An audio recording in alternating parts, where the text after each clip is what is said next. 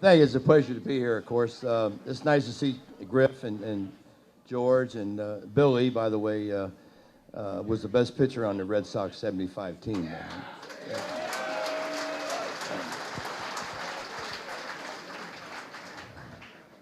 Dennis Oilcan, I don't know what the hell he's doing here. Must be trying to get out of the house or something. But it's, hey George, you know what? I just got my picture taken with, I don't know how many people here, 400 or 500, and I kind of feel bad for the Red Sox fans. I kind of wish we'd have lost that series in 75.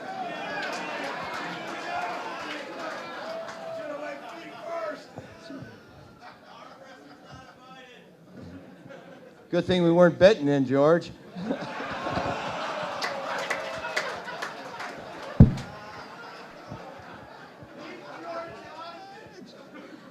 George, you ought to stand up and thank Griffey and I, because if it wasn't for us two, you wouldn't have no damn RBIs.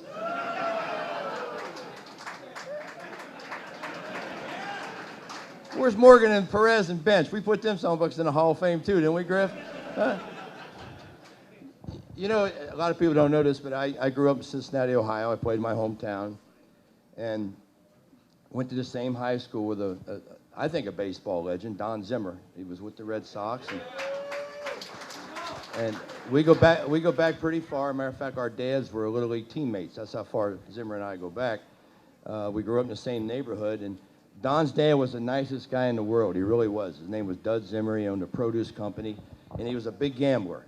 You know, but back in those days, Don and me used to go with our dads on Saturday to the races at River Downs racetrack outside of Cincinnati. And Dud Zimmer went to work one day, and he had dreams about big hats and little hats and round hats and square hats and black hats and white hats. And he came to work, and one of his employees gave him a new Cincinnati Red hat. And he thanked him. He ate lunch, and after lunch, he went up to River Downs racetrack, and he opened up the program, and number one was Top Hat. So if you know anything about gambling, this is a premonition. This is 1950. So Dud took $1,000 out and bet on Top Hat to win. All right, they turn him loose. Top Hat's leading all the way around the track. He's coming down the home stretch. And the last jump, a 50 to 1 shot beat him and won the race. And you feel so bad for Dud. And you said, Dud, who won the race? And he said, Sombrero. So I guess the moral of the story, if Zimmer had been Spanish, his dad would have won $50,000. Then he tells the story about he went to the same track at River Downs, and there's 11 horses in a race. If you know anything about, you ever shake hands with a kid that shocked you, had one of those shockers? Well, crooked jockeys sometimes train their horses where they're coming down the stretch, and they hit the horse on the butt with this shocker that makes him run faster. And you know, the starter's up on a podium, the assistant starters are holding the horse's head, putting him in the gate, and all of a sudden, this starter says, listen, gentlemen, he said, I know somebody has a battery, and when this gate opens, that battery better be laying on the track, or someone's looking at a lifetime suspension. So it got real quiet, and next thing you know, they're off. And they looked down the track, there were 10 batteries on the track. Is anybody having a hard time hearing me because of these buttheads back here talking? Who's the greatest player in the history of baseball? I'll tell you who I think, okay? I think Babe Ruth was the greatest player in the history of baseball. I had the pleasure of playing against Stan Musial and Roberto Clemente and Willie Mays and Hank Aaron, and those are great players, no question about it. But Babe Ruth did more for baseball than anyone else because Babe Ruth saved the game of baseball. I'm one of these guys that I seriously believe if Babe Ruth would have been a soccer player, our nation's #1 pastime would be soccer. Because when he would go into this town or that town or this town, he would save that franchise because they would sell out every game he played. And it enabled Baltimore to grow, and it enabled Boston to grow, and it enabled Chicago to grow, and that's why baseball is where we are today. I wish I could have played against Babe Ruth. I have pros and cons about that. It would have been fun playing against him, but I guess if I did play against him, I wouldn't be here tonight. About 4 years ago, I was up in Cooperstown, but before you get alarmed, I'm allowed in New York. And this 77, it's a true story, this 77-year-old lady walked 4 blocks down to say hi to me. And it was Babe Ruth's daughter. Now, I got real nervous talking to Babe Ruth's daughter, and I've been in front of federal judges before, right? And she just came down to tell me that if her dad was alive, he'd appreciate the way I played. And then 2 days later, I was down in Tampa, and I was going home where I live in Los Angeles, California. God's country, right, Bill? Yeah, USC, go. And sitting in front of me on Delta was Priscilla Presley. So in the course of 3 days, I met Babe Ruth's daughter and Priscilla Presley. I was having a hell of a month. I almost started gambling again right there. Griff, you remember this, George. I don't think you were there yet, but this is very unusual. But we did something in 1970. You were there in 70, weren't you, Griff? No, you weren't there in 70? Where the hell were you? In Denora? Oh, we were getting ready for you. But Perez was there, and Bench was there. And we did something that you very rarely do, and that's we moved from Crosby Field to Riverfront during the season. Usually if you're going to open up a new stadium, you wait till the first game of the year. And I bet Tony Perez the last day at Crosby Field that I'd be the first player to go to the bathroom at Riverfront. Okay? So we got a 7:30 game. I get there at 11 o'clock in the morning. It's a $150 bet, all right? So I'm sitting in there, and he sticks his head and says, "You in there?" I said, "Just give me my $150 and go about your business." That's what we used to do anything for money in those days. You know, when I broke into baseball in right out of high school, I was making $400 a month, and I thought I was stealing. They're going to pay me to play baseball. I can't believe this. And we just had so much fun playing the game of baseball, and that's why it was so much fun playing with the Big Red Machine. You know, what was unusual about the Big Red Machine, you got 3 of the 8 guys that played every night in the room tonight. We didn't have, I don't even know who the hell the extra men were. Do you, Griff? You remember who the extra, who backed you up? Nobody, because you played every day. Who backed George up? Nobody, because George played every day. I remember in 1975, we got off to a slow start, and we had gotten, yeah, we come on strong, but we started out kind of slow. And we got George from San Francisco for Frank Duffy, I think. I mean, that's almost as bad as Fergosi for Nolan Ryan. And we're playing a Wednesday game, and after the game, Sparky calls me and says, "Pete," he says, "we got to create more offense. We got to get some more offense in the lineup." And I'm hitting around 350, 360. I said, "What the hell you want me to do?" He says, "Well, you know, I'm playing left field." He said, "I want you to move to third base." I said, "What for?" He said, "Because I can get George Foster in the lineup. He's got a good bat." And I said, "All right, when you want me to do it?" He said, "Friday." You know, I'm playing left field now. I'm 300 feet from the ball. Now I'm 60 feet from it. So the first thing I had to do is go buy a jockstrap and a cup. You don't wear no jockstrap in the outfield with these hands.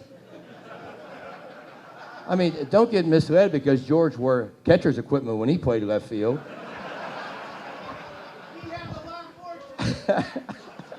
Oh, he had a lot more to protect. Oh, you know George real well, huh?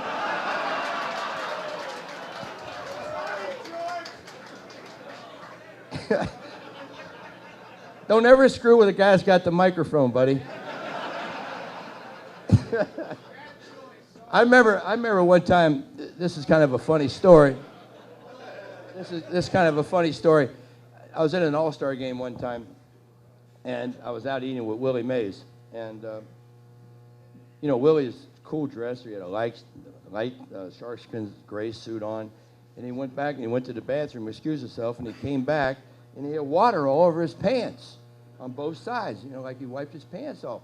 And I said, "Willie," I said, "what the hell happened?" He said, "Man," he said, "I was in there, and the man said, 'Ain't you Willie Mays?'" He said, "That man peed on me." So there's somebody in this world peed on Willie Mays. I remember in '65, we went to Minnesota. That was my first All-Star game, and I'll never forget it because, and George, you play with Willie. I'm in San Francisco, and these guys, I walked in the clubhouse, and my locker was between Henry Aaron and Willie Mays. Now, And I'm just a kid, man. I didn't know whether to wind my ass or scratch my watch. I mean, I was nervous. You understand what I'm saying? You got to think about that one, right? But these guys made us feel like we were part of the team, although we were just 20 years old or 21 years old. And I'll never forget it. And I don't know how many All-Star games Griff played in or how many George played in, but I played in 17, and we won 16 of them. And the reason we won 16 of the 17 is we used to have a league president named Warren Giles, whose son Bill Giles bought the Philadelphia Phillies. And for his pregame meeting of the All-Star game, I mean, you know, the American League, it seemed like their best teams were always as good or a little better than the National League teams, but the overall talent in the American League wasn't quite as good as it was in the National League. And I think it was because we had AstroTurfs and we had African-American ball players when we created a lot of speed. And I think that's why I remember one game we played in Milwaukee, and me and Willie Davis and Cesar Cedeno were the starting outfield for the National League, and our backups was Mays, Aaron, and Clemente. And that's our backups. I mean, so the people were saying, get them bums out there and get the real guys in there. And because of the way the league president was, we won 16 of the 17 games. The only one we lost when I played was the one in Detroit when Reggie hit it off the transformer off of Doc Ellis. But we took the game seriously. You know, it doesn't matter if you're playing in an All-Star game, you're playing in a spring training game, or you're playing in a World Series game. Your obligation to the fans is to try to win the game. And I get a kick out of people say, well, how the hell could he play like that in an All-Star game? What does that mean? I mean, that game was the one I knocked the catcher down. I mean, that was in front of 55,000 people. I mean, did we all enjoy the game a couple, 3, 4, 5 years ago in Milwaukee when the game ended in a tie? Wasn't that great? I mean, yeah, wasn't that great? And that's the great thing about baseball for these youngsters sitting right here. I mean, a lot of us in the audience have kids, and don't tell me when you go to a Little League baseball game that you don't feel better on the way home when your kid got a couple hits and your kid's team won the game. The phone call, you feel better. There's no question about it. I mean, the hamburgers taste better. The phone calls to grandma and grandpa that couldn't be there is a lot better. You know, when I was a kid and we lost the game, my dad wouldn't stop to eat. He wouldn't. He said, you got to earn that food. And if we went to a slump, it was like going to Jenny Craig. Because youngsters, I'm going to tell you right now, you'll find out, losing sucks. It does. It does. You know, you guys got my picture on that yellow envelope. You look at the back of that picture, all those records back there. The one that I'm proudest about is I played in 1,972 winning games. And that's a lot of winning games. And it's partly responsible because of Griffey and because of Yahtzee and because of Bench and Morgan and Concepcion and Perez. I mean, because we went out there and we tried to win the game every day. That's what professional athletes do. You don't get paid on losing. You know, everybody feels better when you win the championship. Now, the proudest moment I ever had in my life was when I held the trophy after the 75 World Series, because we failed in 70, we failed in 72, and we lost to the Mets. I don't know how we did that in 1973. And we finally got to hoist that trophy in 75, and we were so happy, we came right back the next year and swept the Yankees.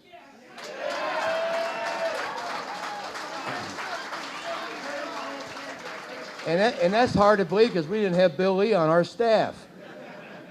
And Griffey and I, to be honest with you, we didn't do anything in that World Series. Did we, Griff? We just froze our ass off because it was real cold. But we had 3 guys that hit over 500 because I believe that was the first World Series that used the DH. Bench was the most valuable player. Perez hit over 500, and Danny Dreesen hit over 500. And that was a fun series because I got to play against Thurman Munson. Thurman Munson was a great player. Great player. What I liked about Thurman Munson, when he came up to the plate, he talked. You know, when you got the first, Shamwis didn't say anything. You got the third, Nettles didn't say anything. Like they were scared to death. But Thurman, he talked to you and talked to you. He talked to you when the guy's throwing the ball. Shut up, Thurman, I'm trying to hit. And you remember Mickey Rivers? I played him about from here to George away. You know, Mickey's feet moving like this. I mean, because he proved to us he couldn't hit the ball on the ground in left field. So Sparky said, just smother him and take the bunt away from him. And we got into his head, and that's probably why we won the World Series, because their leadoff hitter never got on base. But those are little tactics that you got to use when you're trying to win a series, win a playoff, get into a playoff. And you guys are Red Sox fans. Is there something on a Red Sox ticket that says, Manny, you can't get your uniform dirty? Is there? Is it in his contract? I mean, that guy can hit. I mean, that guy, but he's got to knock in 130 because he leaves in 110.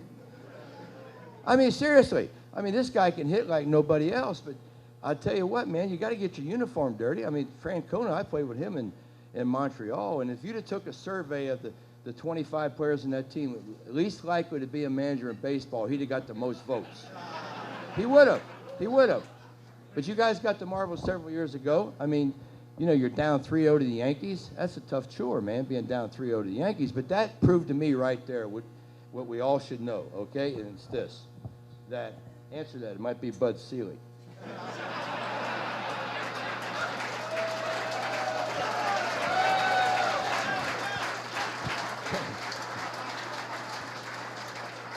You don't know because it'll be collect.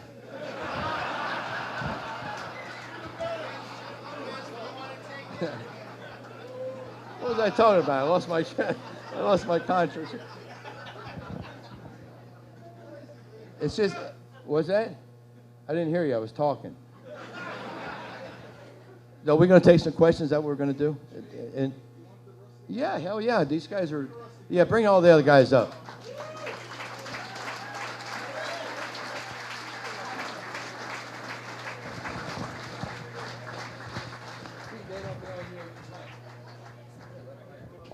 Didn't Pete kill me for being able to talk there? The only one that can out-talk you, right there. The only one that can out-talk him is you. All right, I guess we'll open it up to everyone. I'll try to come around with the microphone. We'll try to get the kids like we did last year.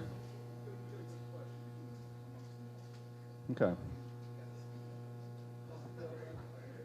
If you guys have a question, raise your hand. I'll try and get there as quick as I can. I'm not in Foster type shape, but I'm all right. You guys have a question for anyone up top? Just say it. I want to tell one thing about Pete. In 1975, he was most valuable player in the World Series, and I was selected to present him with his prize and trophy, and I presented him with a 1975 AMC Pacer.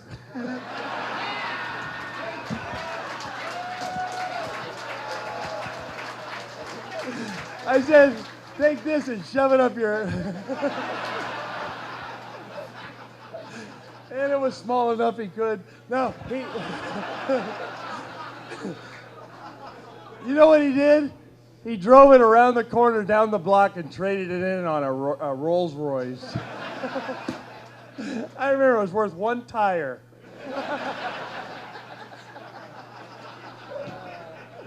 So that was my revenge there. It was, but I walked the way I do today because of that man. After that series, we had to go to Hawaii, and ABC had a thing called Super Teams competition, and you had Cincinnati versus Boston, and you had the Steelers versus the Cowboys. And thank God we didn't have to do the tug of rope with any of those. Those guys were strong. But we played volleyball. He came under the net one day and submarine me, hit me in the lower back, and today I walk like Groucho Marx because of him. He's a pain in the ass. Got a question, son?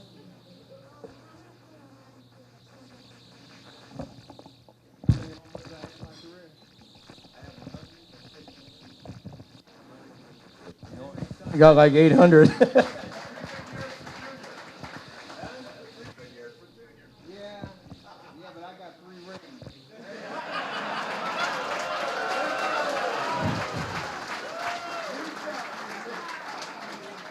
See, son, let me explain something to you, son. That, you know, in the Big Red Machine, I led off, he hit second, Morgan hit third, Bench hit fourth, Perez hit fifth, Foster hit 6 sometimes, 4 sometimes.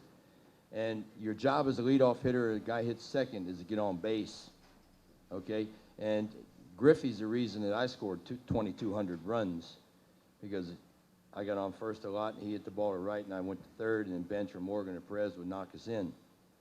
So, you know, home runs aren't always the story. You understand? Now, George, now, you know, he hit several hundred home runs.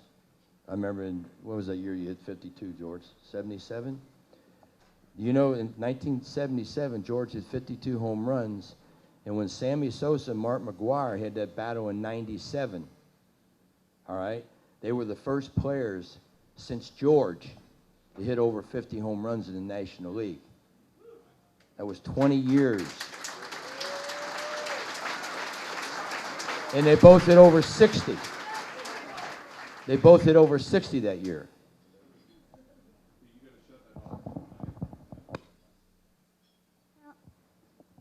Who's your question for? George Foster. Okay. How many RBIs did he hit? How many RBIs? That year, or total? Total probably about 15 million. I would have had more than that, but Griffey fell at third. That's Canadian. Oh, yeah, that's Canadian. Probably. He stopped at third base to talk to the third base coach.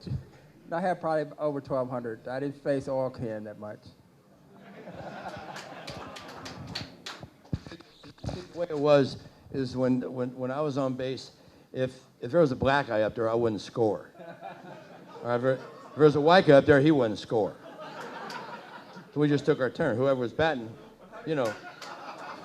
If Griffey's on second, I'm on first, and Bench is hitting, I'd go around him to score.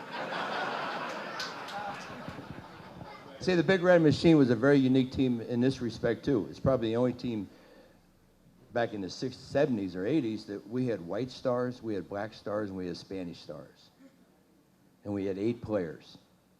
8 guys played every night. There's no team like that today. You know, I wish I could sit here and tell you we were the best team in the history of baseball. I don't know about that. There's a lot of great teams.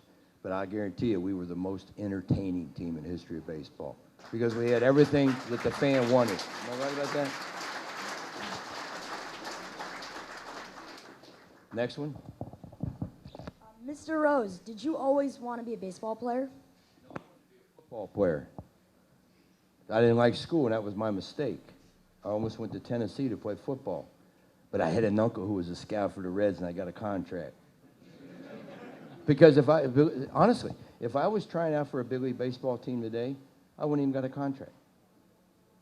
Because all they do is put the radar gun on you, or put the how fast can you run, or how far can you hit it. They don't measure your heart or your enthusiasm or your desire or your work ethic, things like that, which are God-given gifts too, not just power, speed, and you know, and able to hit a baseball. I always had good hand-eye coordination. Everybody up here does. You don't make the big leagues without hand-eye coordination. Did you ever see him play? Any of you kids? You never saw him play, right? When he walked, he ran to first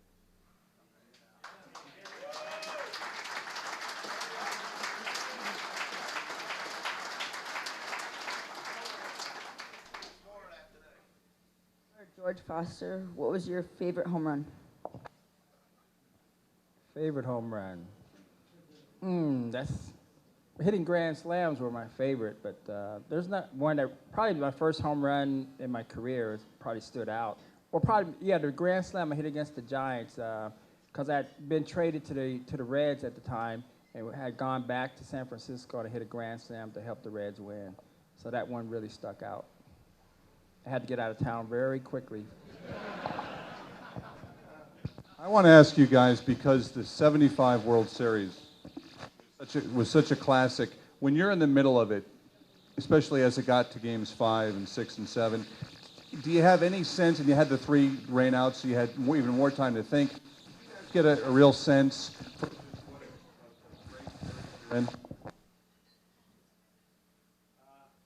as I look back at it, I never watched those games. The tapes were given to me to this day. And for the first time this year, I saw Game 2. And I just could believe how close it was and how the rain delays, the come from behinds, and then the 3 days of rain, like you say, between Game 5 and 6. I was supposed to start Game 6, and after the 3 days of rain, people came to me and asked what you wanted. I said I wanted it to rain for 2 days to give Louis Tion a chance to rest because we're going to need him. And I said, he says, like what? I said, when there's in the old mythology, Zeus, when he came out and can't use this, he raped Europa. He said, I wanted Apollo not to show up for 2 days so I would have a really good time. And I said, well, that's great in mythology, but it happened for 3 days. And because of that, I was postponed. I was not allowed to throw Game 6, and Tion went ahead of me. And Game 6 was probably one of the most exciting games. When you guys went ahead and Bernie Carbo hit the pitch hit home run, round and base, I think he said, he tells me the story that he said to Pete, he says, don't you wish you were that strong? And one of the great pitch hit games of all time. And then Fisk to win the game after at 12:36 a.m. the following day. He hits the home run off of Pat Darcy. And the bells rang in Charlestown, New Hampshire for over 45 minutes until the drunk fell out of the tower. You know, he hit that ball, Carlton Fisk, remember, went like this. It went over my head, but unfortunately it went over his head too. It went over the Jimmy Fund. But Bill was absolutely right. That was probably the only World Series in the history of World Series competition that had a Super Bowl flavor. And what I mean by that is you had all this personality on both teams. You remember Jim Ferguson, our PR director, would say, Ken, I want you to get down and talk to the press tomorrow at 2 o'clock. Joe's going at 4 o'clock. Yaz is going at 6 o'clock. Because when you play a World Series, you got 1,000 or so media types, and they have to have stories, and they have to write stories. And all of a sudden, you're rained out 3 straight days, and you got all this personality to write about it. I honestly think at that time, baseball was right here, and the other sports caught up. But because of that World Series, baseball took off again. Because 6 of the 7 games were one-run games, and they were all exciting. I mean, I never thought I'd ever say the most exciting game I ever played in my life was one I lost, but it was Game 6. It was 3-0, 3-3, 6-3, 6-6, 7-6. And Carbo had the worst swing in the world to pitch before he hit the home run. He ticked it out of Bench's glove. You know, Bernie was one of those guys that he carried his billfold in his back pocket. You know, I don't know why in the hell he did. I mean, he didn't have any money, but you ever see him and Rico Cardi's the only 2 guys I ever remember doing that. But Bernie was our #1 draft choice ahead of Johnny Bench, and he ended up with the Red Sox. So Bernie Carbo came through the Cincinnati Red organization, Rookie of the Year, absolutely.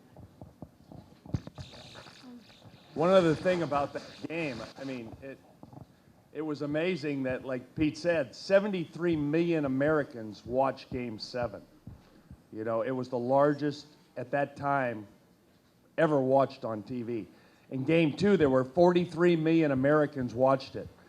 And in Game 2, we had a 90-minute rain delay between innings 7 and 8.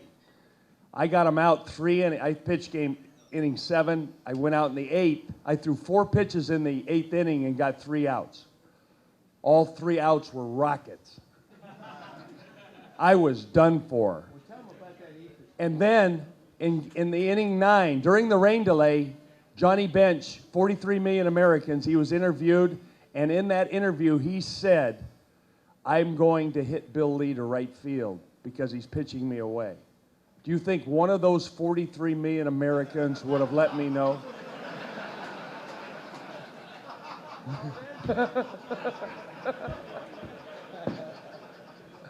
Not one person told me that. How many days does a guy throw 8 innings, have a 90-minute rain delay, and then go out and bench and Foster? Who was holding the brain for the Red Sox? Tell me about it. I always said Darrell Johnson was like a cat. They said, why? I said, because he's always falling out of trees and landing on his feet. You wonder I was traded.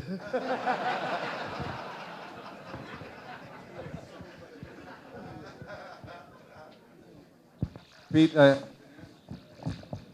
second. I've been asked to ask you about the bus in Boston. You remember, it rained so hard we had to work out, so we had to go to Tufts University. Yeah. All right, remember we're on the bus and the bus driver gets lost. Oh, yeah. All right, so we're all in uniform and we pull into this gas station. Now you got to see the eyes on this guy. And Sparky gets off the bus to walk in to ask this guy directions with his number 10 uniform. The guy went, and he gave us the wrong damn directions. He didn't want us to work out. Everybody was working against us then. And Armbruster did not interfere with Carlton Fisk. Carlton didn't bitch until the ball went into center field. This is a contact spark, Billy.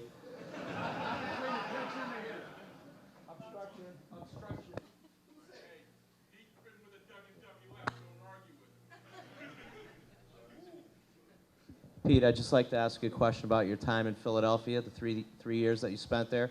Won a World Series in 1980, 5 seasons. I know, looking at some of the statistics, they were probably one of your greater seasons. Played very well there. Yeah, I was fortunate enough to be able to play as many years as I did in Cincinnati and then go to Philadelphia for 5 years, and we went to the World Series twice. We won one in 1980, and I know what you people went through, something like what you went through, because when we won the World Series in 1980, they waited 97 years. A little bit like the Cubs today. Is there any Cub fans out here? Why? Why would you be a Cub fan? Why? Do you know what God told the Chicago Cubs? Don't do nothing till I get back.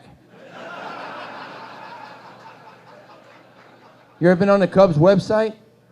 They don't have one. They can't put 3 W's together.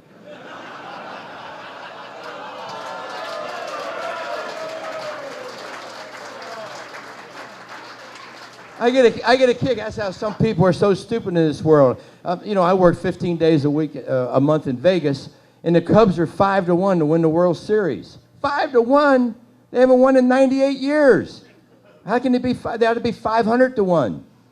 I'm going to see him play next Monday on opening day. He's going too. Hell, him and I could play against the Cubs. Get a 1 for 4, wouldn't I, Griff? Huh? I got a new scoop for you if you're a Cub fan. Kerry Wood and Mark McGwire are hurt. Every year they're hurt. I know he's in the minor leagues. Excuse me, you know what I mean. Mark Pryor. You ought to have Mark McGwire. Yeah, Sammy Sosa. Juice. He took steroids, did he? I thought it was Dominican food. Hell, they got guys playing nowadays. Hey, Dennis, they got guys playing nowadays. You look at them 10 years ago, their damn heads grew 3 sizes. And they cut their hair off. Sammy went from a monster to a little guy now. He's back, isn't he, with Texas? Is he down there with the Rangers? Is he going to make that team? Yeah, he's going to get 600 home run. Yeah. Yes, this is for Dennis Oilcam Boyd. I would just like to know, you're the only player, I think, in Major League Baseball to actually smoke inside the dugout in between innings. Tell me about it. First of all, he wasn't a player. He was a damn pitcher.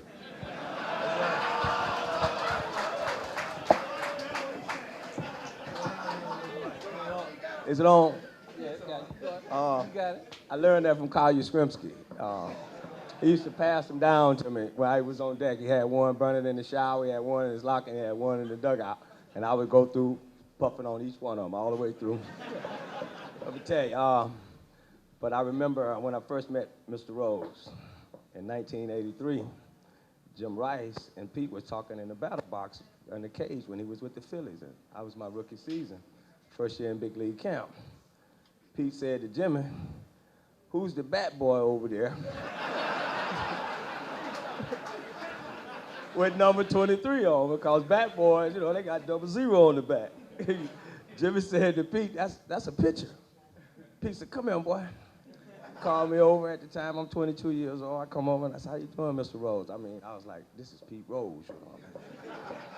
So Jimmy said, hey, Pete, he can pitch, man. Pete said, well, young boy, I can hit. He said, when I go in the clubhouse and come back out, I'm going to tell you where I'm going to hit it at. So his first time up in spring training, I punched Pete Rose out, right?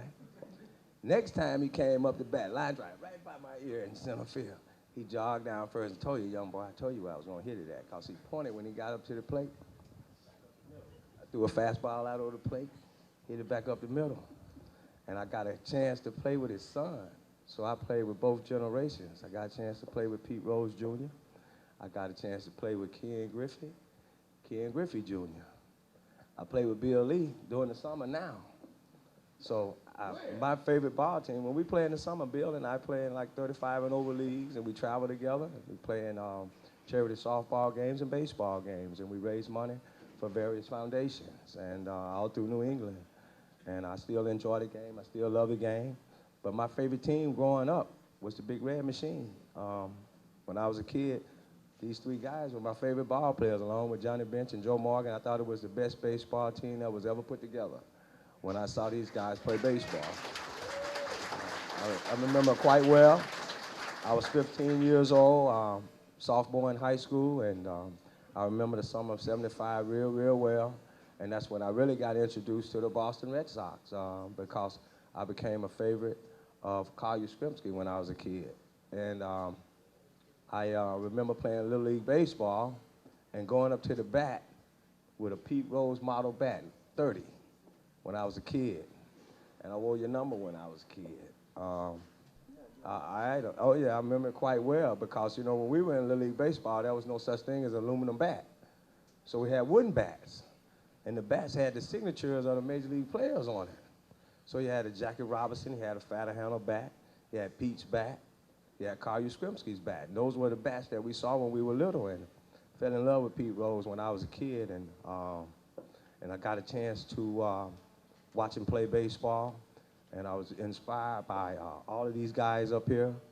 I remember being a senior in high school, getting ready to be recruited to go to Jackson State University, where I played there, and Walter Payton was a senior when I came to school.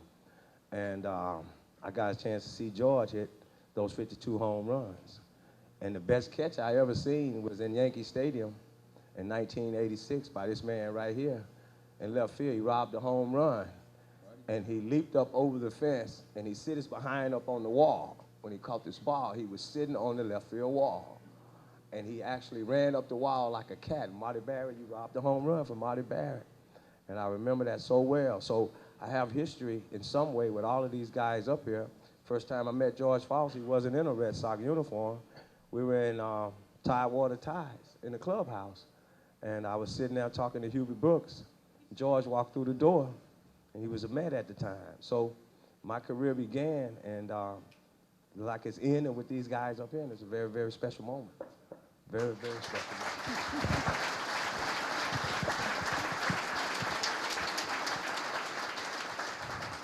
What does that mean? If you hadn't made that catch, Marty Barrett would have got 4 home runs for his career?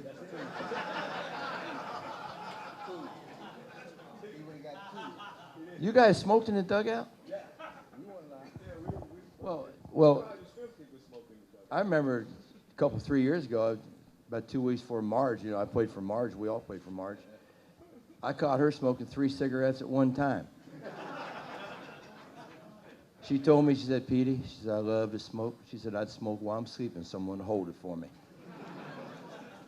We played for it, right, Griff? Hell, we weren't, you know, when we played for the Reds, when Marge owned it, she was the only member, she was the only one in the organization that had facial hair.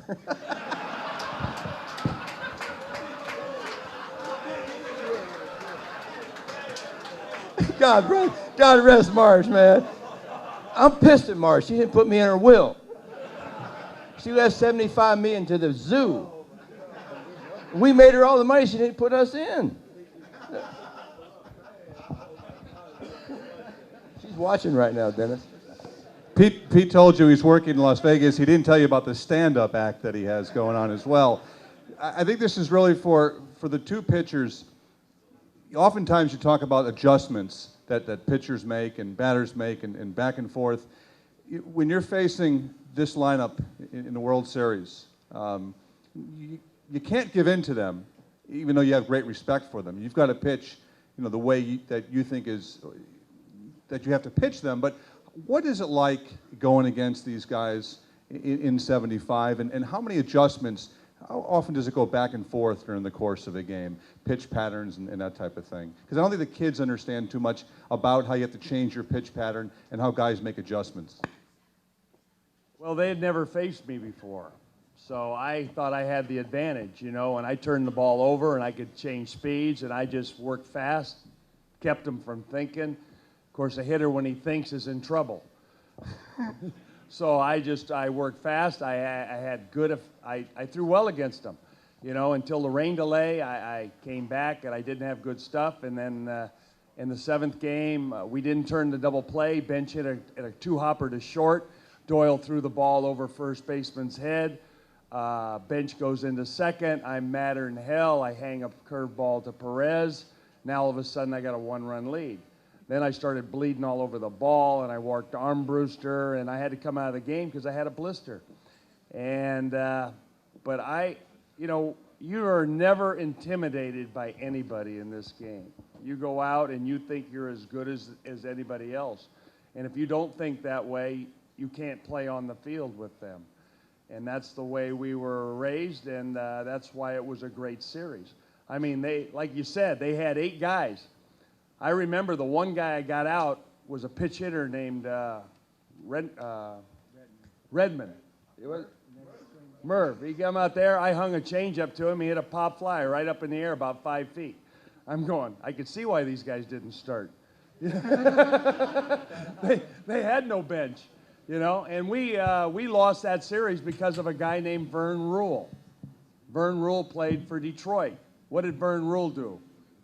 He broke Jim Rice's hand on the last week of the season. We played left field with Beniquez instead of Jim Rice.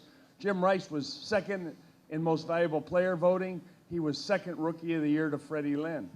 If we had had Rice healthy, I'm pretty sure we would have defeated the Big.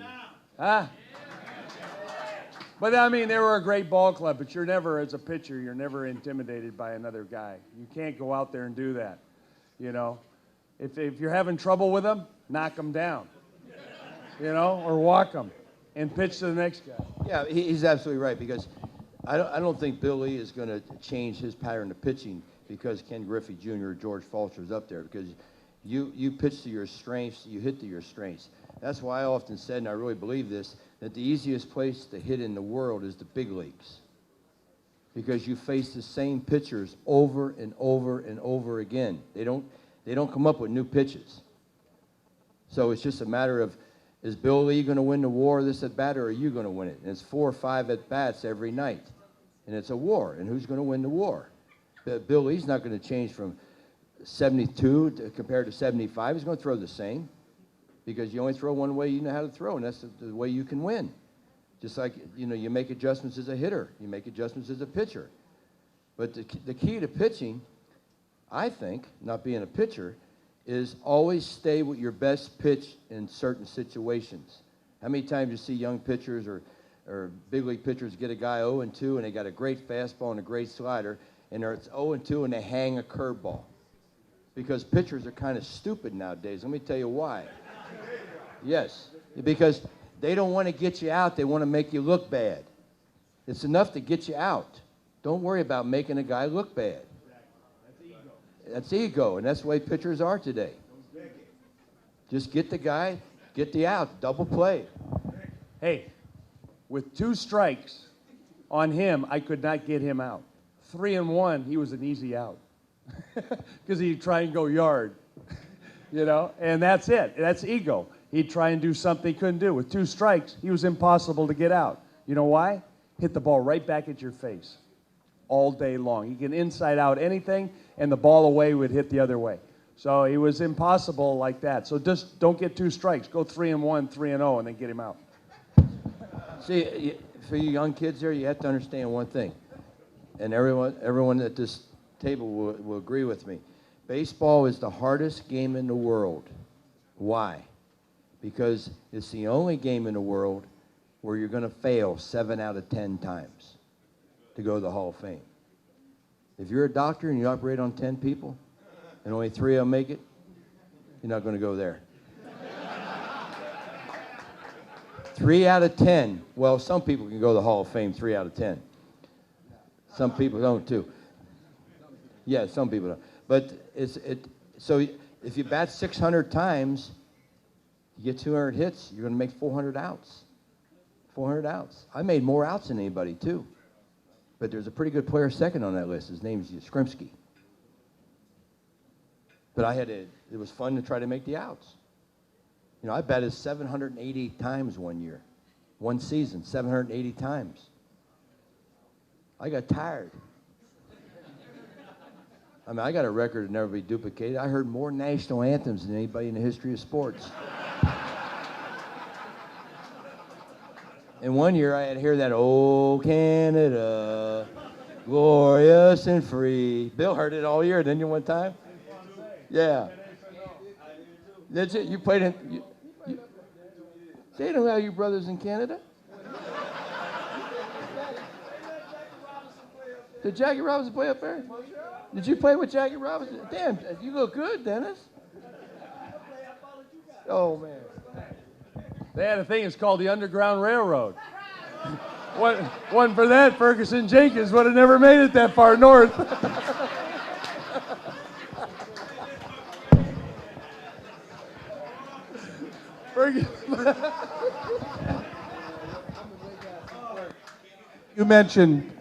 Pete mentioned about an 0-2 count and a guy getting beat on his maybe third best pitch. Again, for the pitchers, Bill and Dennis, the way the game is now with pitch counts, don't you see 0-2, the guy's not going to waste a pitch the way he may have done before to set up the next pitch. Now they're going to throw a strike because they're worried about pitch counts. Do you agree with this whole pitch count nonsense? From a pitcher's point of view, I was talking to some guys over here at the table having dinner. You know, today's pitcher, when the pitching coaches that I had when I came up, they kind of felt what you were doing out there. You know, the pitcher today doesn't perplex the hitter. You know, he's not a thinker like he was when we were out there. And when I played with guys like Bruce Hurst and Bobby Ojeda, and we talked pitching all day, all night, how to get people out. Like Pete said, it's about getting you out. And we knew how to change speeds and locate the ball. And mind you, the whole time that I pitched in the major leagues, if I threw 100 pitches in the game, I called 95 of them myself. See, I didn't rely on the catcher to do anything but catch the baseball. That's why he's a catcher. I'm the pitcher. So I had a feel for how to get guys out, and this is what young pitchers, and maybe it could be the pitching coach's fault or whatever. The kids making so much money they don't want to listen today. But at the same time, it's about, like somebody asked me about the Japanese kid that's in Boston right now. How is he going to do? Well, Ken Griffey and Pete Rose and George Foster, they'll tell you how he's going to do. If you don't pitch inside, and I don't mean throwing the ball up around people's heads and things, because that would piss them off. Then they want to come out to the mound and see you. But other than that, you have to be able to pitch inside with authority and have control to be able to come inside and make a guy think that's where I'm trying to get you out at. So now it opens up the outer half of the plate. You know, you can make a mistake a little bit. You can probably hang a breaking ball over the middle of the plate and they pop it up supposedly to hit it out of the ballpark, all because you made them think about it. And that's what the Japanese kid has, great stuff. I mean, somebody called me from Florida the other day. I think it was Nick Cafado of the Globe. And he wanted my opinion on the kid. And I basically told him he's going to be all right. But this is America. Over here, we are aggressive. And if you don't pitch inside, you're not going to get out these guys. If you don't have them pulling balls up in the stands, and every now and then making them bag up a little bit, you can't pitch out over the plate. I don't care if you got a gyro ball, I don't care what kind of ball you got. They're going to hit it. So you have to be able to pitch. It's about not having so much great stuff. That's all right.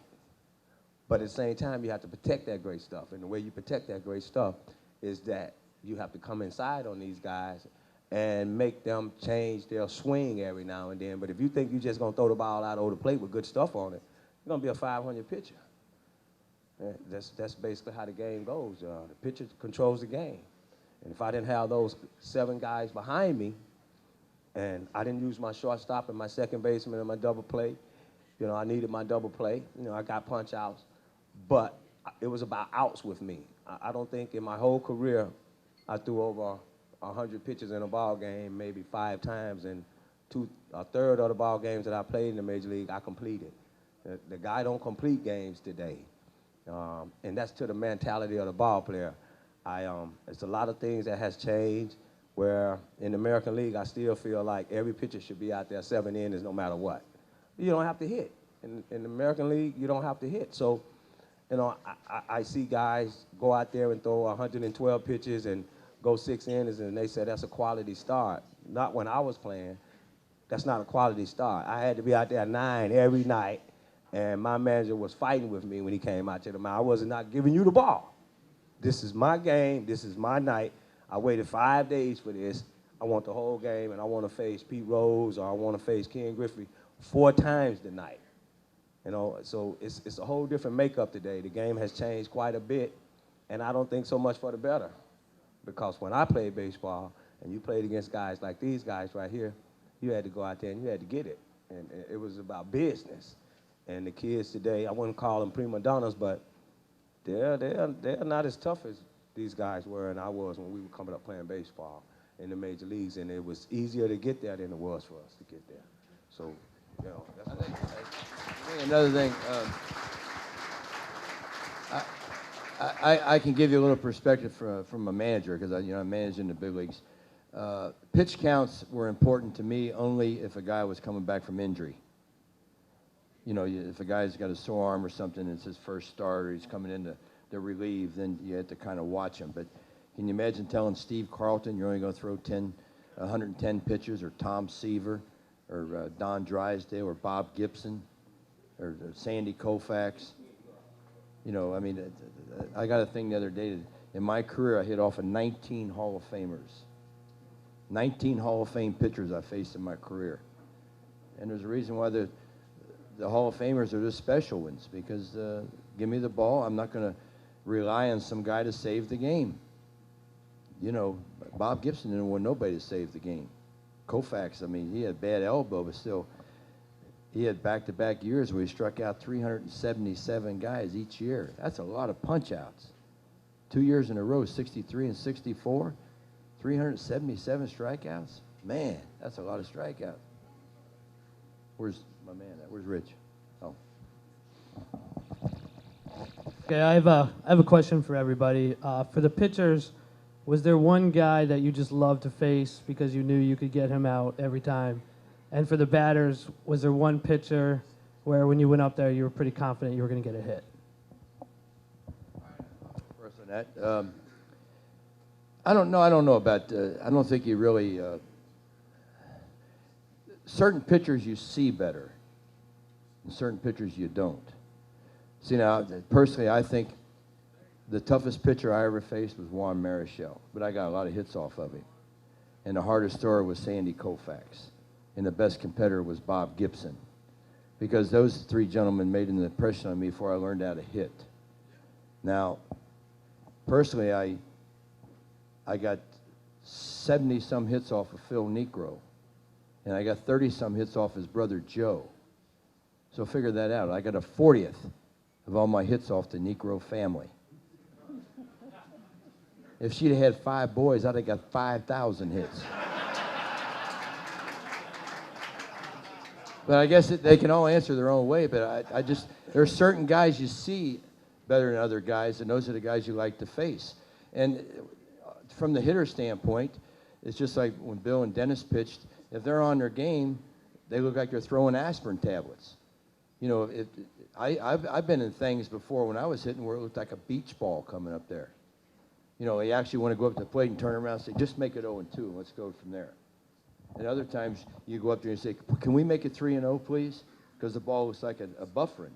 It's just, it's all in the, it's peaks and valleys is all it is hitting. Am I allowed to talk? Yeah. Wow, this is fun. Gee, man, where am I? Okay, now we were talking about the pitchers. All right, the only pitcher that I had problems with was a guy named Bob Shirley. And the only reason why I had a problem with him is because his last name was a woman's name, was Shirley. Yeah, I couldn't stand him. And wait a minute, the Reds, and the Reds said they're going to trade for him because I couldn't hit him. And You weren't that important, Ken. oh, I know. But the best pitcher, the one I seen the best was a guy named Tommy Johns. You couldn't hit Tommy? You couldn't hit Tommy Johns? What about Randy Jones? I couldn't hit Randy Jones. I couldn't hit Randy Jones to this table. Randy Jones wasn't that tough? And that boy right there could hit Randy Jones. I could hit Randy. Oh, I remember he did switch you, made you hit left-handed at one time, didn't he? They don't even know what they're talking about. They got no idea what they're talking about. Randy Jones could not make a ball throw. He would not get scouted out of A ball. Well, Pete, I watched him switch you up real quick. You know, he's the only pitcher to ever have Pete Rose turn around and hit left-handed, and he was a left-handed pitcher. I watched Pete many nights hit 5 ground balls to second base and run by Randy and call him everything but the child of God. Am I right? Well, you were a low ball hitter, see? He was a low ball hitter and a high ball drinker. I couldn't drink. You know, one beer, I was done, don't you? You remember? Don't you start. Don't you start, because last time I remember you jumping out that cab in Atlanta. Oh, you want the mic? Go ahead. No, that's right. You want. What cab in Atlanta? What? You jumped out of a cab in Atlanta? No. You know how many hits Pete Rose has, right? This guy would have had more hits than Pete Rose. He has a story that in Atlanta he had jumped out of a cab because he thought somebody's in the back seat. You know, I guess he was paranoid that particular night. He just had gone out, bought some new clothes, and got his hair done and everything. Came back to the hotel. He had a big natural. Had a hole in his natural when he came back to the hotel. Had holes in his shoes. Part of his pants in the back were gone. Come knocking on the door. I couldn't recognize him. I said, "Who are you?" He said, "It's your roomie." But the next day he got 5 hits. So we just figured if he had jumped out of 500 more cabs, he would have had over 5,000 hits. No, but to that question, the guy named Ron Reed for Philadelphia Phillies, he's about 6'5" or 6'6". I more so had a vendetta against him because when pitchers do things to show up a hitter, it gets me a little perturbed. So he had done a cartwheel on the field after he had gotten the save. And I just pointed to him. He didn't see me. I just pointed to him, but made a bet, a gesture to Ron Reed that you're never going to get me out again. So I had gone 6 for 6 against him, all of them home runs. Of the 6 home runs, 2 were grand slams. But I had to give credit to the scouting system with the Phillies, though, because I asked Ron later on, I said, why didn't he had a good slider, but they only threw it to me one time. I said, why didn't you throw me more sliders? He said, well, our scouting system said not to throw you any breaking balls. I said, wow, I wish I'd have known that earlier. I would have taken those scouts out to dinner. They had a right-handed hitter in the National League when I got there. His name was Bill Matlock. And he never took batting practice. He just waddled out on the field, and the first pitch I'd throw him was a sinker low and away, and he'd hit it into right field for a single. Second time up, he'd see a couple more pitches. He hit that pitch into the right center field gap for a double, and I never faced him 3 times. He came up a third time, I was gone. That guy beat me for 2 batting titles. He could hit, man, Bill Matlock. You ever face him, Dennis? Yeah, when he came over to Detroit. But the toughest I faced at the time when I first came to the majors was Lou Whitaker. Lou taught me how to pitch.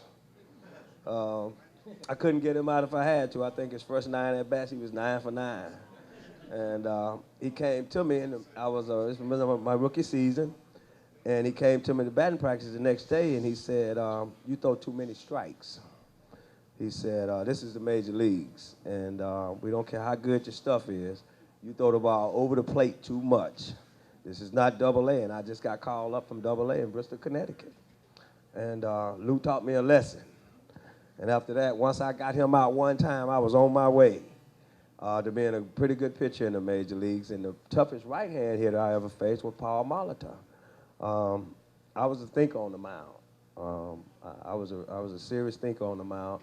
And Paul Molitor was like Pete at the bat. He could inside out the ball, but he could also think with you up there. It was almost like he was reading my mind, like he was a fortune teller or some shit, you know.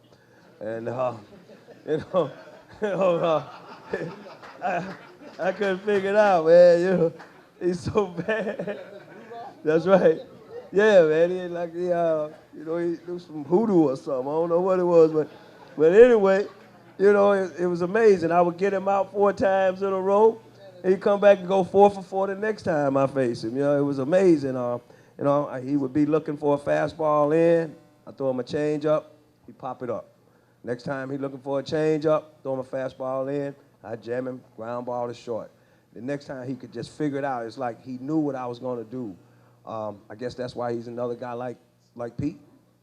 3,000 hits. Hall of Famer. Yeah, you know, Pete, you know, you got 10,000 hits. They took a lot of them away. You know, nobody can hit like Pete Rose, Jesus. But Paul Molitor was probably the best right-hander, and at the time, Lou Whitaker, like I said, he taught me how to pitch. Came to me the next day and said, "You throw too many strikes," and I learned from there to know what it meant to pitch inside. So that's why I have advice for a decade, that you're not going to be able to get major league hitters out unless you establish a part of the plate and protect that part of the plate. That's the best I've ever faced. One more good question? Before I go to him, Ken, it made me think, didn't you play with Bob Shirley with the Yankees, or did you just miss him? I thought so.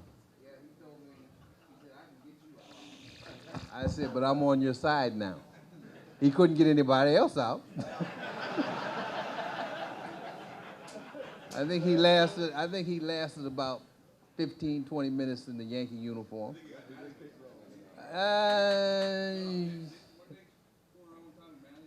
Yeah, because of that. They were horsing around, yeah.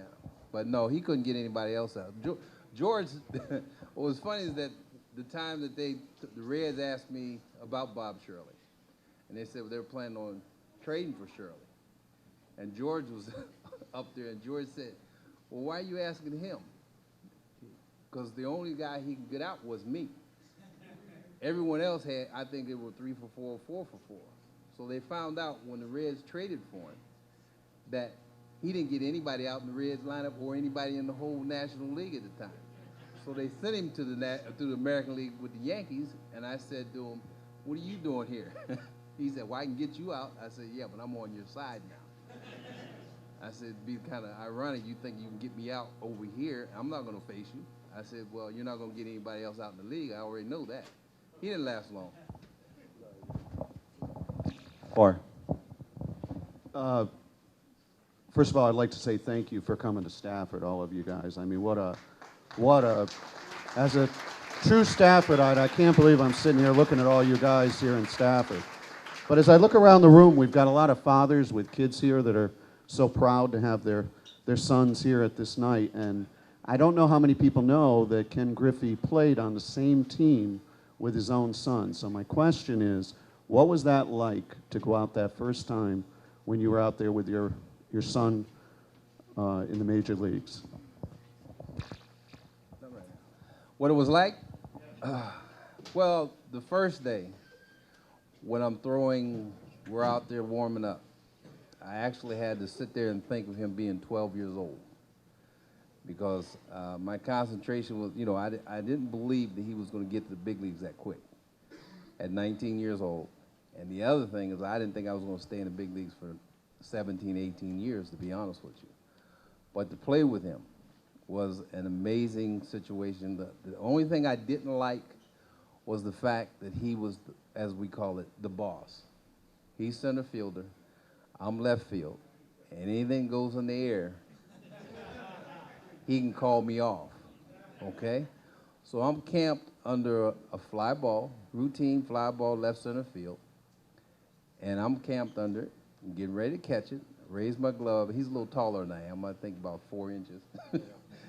He runs by me, snatches it, and then keeps going. I duck, because I thought it was going to hit me in the head, because I didn't see it no more. Okay, so he's running off the field. He got his glove over his mouth. Thought it was the funniest thing he ever did. He really thought it was the funniest thing he ever did. No, not that game. It was, but anyway, as he goes to the dugout, I'm running behind him. Now I'm steaming, because he just embarrassed me. So I said, well, I'll get him. So he ran to the clubhouse. He's laughing, still laughing. He's running to the clubhouse. I said, well, you know something? I said, and that's the last time you'll embarrass me. I said, give me the car keys. You're grounded for 2 weeks.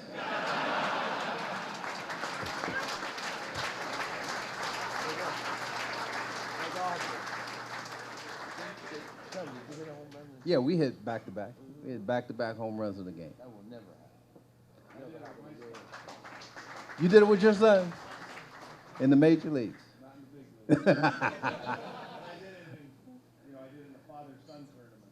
Yeah. Well, I'll put it this way. Did you hit it after your son? Oh, I know. I hit mine first. No.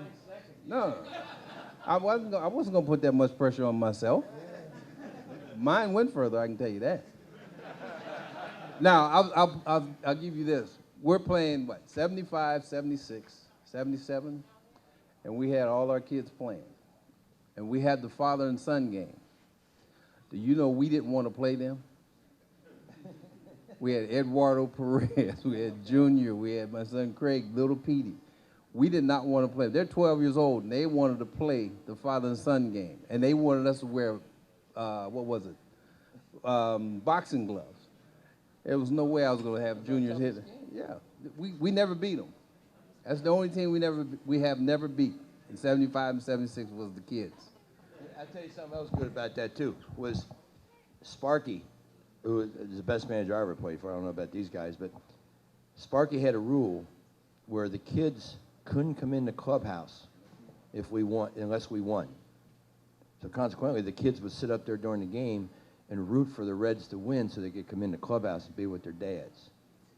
I mean, that's how involved we were with winning at Cincinnati. On the road, the kids weren't there, but at home, if we didn't win the game, they had to wait out in the wives' room, and they hated it. And now, when we win the game, what we did most of the time, it was like being in Iraq incoming with all these kids playing baseball. They're just throwing baseball in the clubhouse, and they're all really good athletes. And that's the difference, because the Red Sox kids were never allowed on the field. Our kids were never allowed, and Cincinnati was, and I noticed that. And that's why it was tough. You never see Red Sox. Ever see any sons of Red Sox players making it? No. You don't see it because we weren't allowed to play with our kids.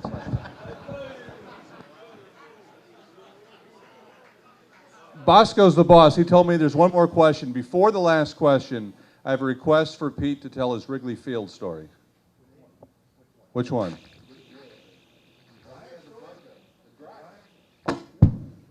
Well, all right, Wrigley Field is today like it was when we played. What I mean by that is you can't go to the bathroom after the game because you can't flush the toilet, because if you flush the toilet, the guy taking a shower gets scalded. It's old-fashioned. And they had one table in the trainer's room, and Bench and Morgan were sitting in there, and I'm standing here talking to them about where the senator is. And there's a big dryer. You've seen the dryer, George. It's a big dryer that you can see the fire underneath, old-fashioned dryer. And David Concepcion's in a slump. I don't know where you were. And David said, I'm sorry, I can't get no hits. I'm in a slump. I'm in a slump. Why? Get some cheese with that wine, Davey. Jesus. And he gets in this dryer. Just kidding around. He gets in the dryer, and the on and off switch is over on the other side of the dryer, and Perez walks in, and he hits the wall. The wall, not the on and off switch, and the dryer goes, woo! It goes around 3 times, I swear. And Davey's in there, get me out! He's going like this. And it went around 3 times. We finally got it stopped. It burned all the hair off his arms. It burned all the hair off his legs. And he went out and he got 4 for 5. You remember Mickey, the clubhouse guy in New York, the one time that, the clubhouse guy, the worst one in the league? We had an extra inning game, and he put the pizzas in the dryer with the jock straps to keep it warm. Big leagues. This is the big leagues. What? Herman, the guy in San Diego? Herman, the German? He got his Kentucky Fried Chicken and got caught in traffic, and we never did get it. That's my story, and I'll stick to it.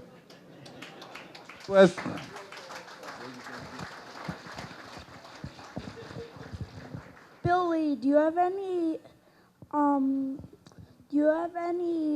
things that you want to tell people about how to pitch? Yeah. Throw strikes. Keep the ball down. Don't alibi. Hustle, hustle, hustle. That was written on my glove by my father when I signed with the Red Sox, and it's on my glove today. And that's what I do. I throw strikes. I keep the ball down. It's really hard to hit a sinker out of the ballpark. You don't walk anybody, my dad said, you'll never lose a ball game. And any big league game that I lost, I walked one guy. But as a hitter, I always would go out and study the pitchers. And so as a pitcher, you should study the hitters. A lot of times these guys sitting in the clubhouse, when you watch the guys in batting practice, you have an idea where they're going to hit the ball. And so during the game, if the guy hits the ball well to the opposite field, you know that you can maybe get him out inside. Or I always look at make him get himself out. So always go out there and do your homework. Gaylord Perry was one of the guys that always studied the hitters. I remember when he had been traded to San Diego, he played for a lot of teams. He couldn't keep a job. But he was in San Diego. He would come to the backstop or behind the cage and watch us hit. And I thought he just greeting us, welcome to San Diego. But he was watching us hit, seeing how we were hitting the ball that particular day. Even though, say, I'm a pull hitter, maybe that day I'm not as quick, I'm hitting the ball to the opposite field. So I realized what he was doing, so I started hitting the ball to the right field, so he thought I wasn't able to pull the ball inside. So as a hitter, I said, I know he's going to come inside the first pitch. And so you have to, be committed and trust your instincts on that. So he threw me a fastball inside, so there were a few fans in the outfield wanting souvenir, so I accommodated. Plus, Gaylord cheated. He spit on the ball. For you dads out there, when your kids get into a slump, first of all, don't ever admit you're in a slump. You're in a lull. Don't ever let one of these guys think you're in a slump, because they got you, okay? I've seen big leaguers change their stance. Usually if a kid's in one of those lulls and he goes 0 for 15, 0 for 20, they chart every game, and he's not going to be pulling everything one day and be late the next day, so you have that pattern. Now, my advice to the fathers of the kids is do one of 6 things if you get into a lull, okay? Move up in the box, back in the box, closer to the plate, further away from the plate, choke up on the bat to make it lighter, or choke down on the bat to make it heavier. But at no time, especially if you're a high school player or a college player, never change your stance. If it got you that high, why are you going to change? I've seen guys hit 300 before and go 0 for 20 and they want to change their stance. Don't ever change your stance, and don't ever admit to a pitcher you're in a slump. Because if they think you're in a slump, they got you. Am I right, Dennis? You're in a lull, because that's all it is, 3 out of 10. 3 out of 10. And my advice to you guys, if you get 2, get 3. If you get 3, get 4. If you get 4, get 5. Never be satisfied. Never be satisfied. That's why I got the record for 5-hit games, 4-hit games. I don't know about 3-hit games, because I never was satisfied. Never be satisfied, because you don't know what's going to happen tomorrow. And the most fun is the guys who have the most fun are the team that wins the most games. That's the team that has the most fun. All right? Thank you. I hope we didn't offend anybody. Thanks for coming. Give it up for the Hit King, yeah.